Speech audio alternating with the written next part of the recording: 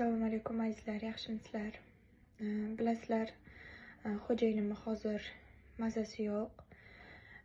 Kecha birdan reanimatsiyaga tushib qoldilar va doktorlar tekshirishdi va bizga srochna operatsiya deyishdi.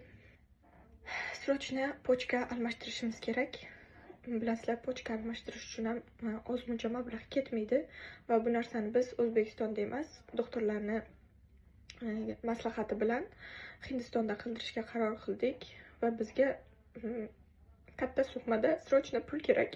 Hammadan iltimos qilgan bo'lardim, xo'jayinim uchun yordam beringlar. Kim qancha mablag' ajrata olsa, mana shu kartaga tashlashinglarni iltimos qilardim, chunki bu juda ham srochna bo'ladigan operatsiya. Juda ham tezlik bilan pul yig'ilishi kerak. O'zimizda ham pul bor, lekin u pul Hindistonga borish uchun, operatsiya qilish uchun umuman yetmaydi. Bu juda ham kamlik qiladi.